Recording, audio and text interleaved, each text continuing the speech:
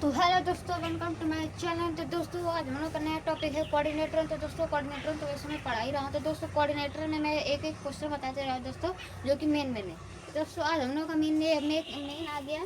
तो दोस्तों मान लीजिए यहाँ पे दो 3 एंगल्स ऑफ कोऑर्डिनेटर है, मतलब 3 एंगल्स ऑफ कोऑर्डिनेटर कितना है, 75 है और 90 है और फिर एक 75 है।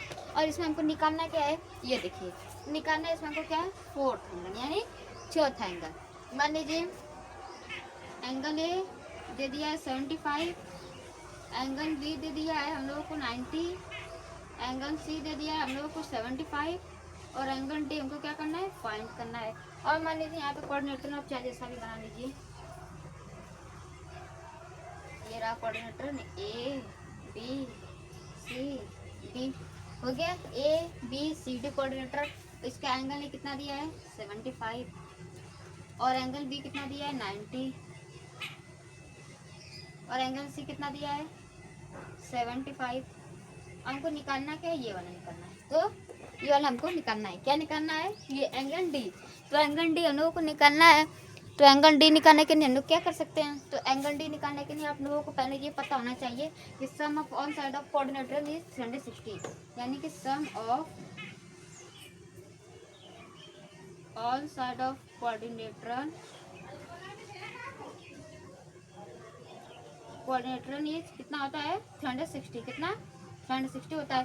अब ये तो पता हो गया कि मतलब इसमें क्या लिखा है, sum of all sides of coordinator. तो कोऑर्डिनेटर में कितने साइड होते हैं, मेनली 4 साइड होते हैं और इन सब का ऐड करके कितना आना चाहिए 360। यही हम लोगों का फंदा है। तो अब इसमें देखिए sum of all side of coordinator 4 side 360। अब इसमें हमको दिया क्या, बस 3 ही एंगल दिया ही है, हमको ये वाला फाइंड करना है। अब इस वाले को फाइंड करने के लिए हम लोग सिंपली क्या करते हैं, ये बहुत ही सिंपल क्वेश्चन है, आइए बताता हूँ कैसे होगा। तो इसके लिए हमको कुछ नहीं करना होगा, इतना हो गया ना। अब इसके बाद हमको कुछ नहीं करना होगा। अब इसका हमको बस simply some of all side है, यानी कि सभी साइडों का सम, यानी सभी साइडों का जोड़। तो सभी साइडों का जोड़ हमको निकालना है। तो मान लीजिए angle A plus angle B plus angle C plus angle D equal to 360।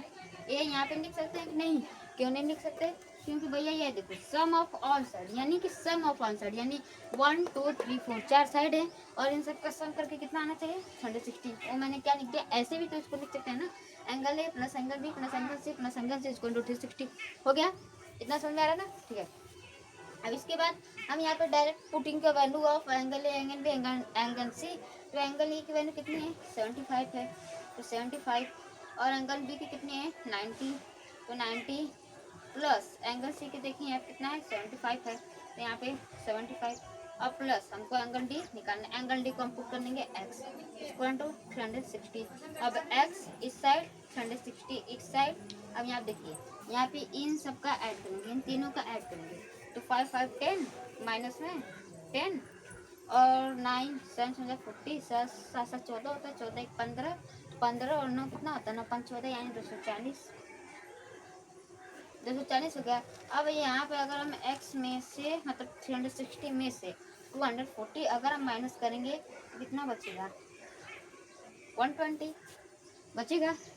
तो हम लोगों का एंगल डी यहाँ पे निकल के आया है क्या, एंगल डी 120, यानी ये वाला 120 आ गया। समझ में आ गया क्या, इसको एक बार और समझ लो, समझ लीजिए एक बार और।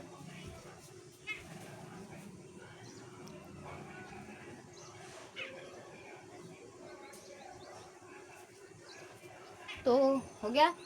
अब ऐसे वीडियो देखने के लिए हमारे चैनल बना रहे, तब तक के लिए धन्यवाद।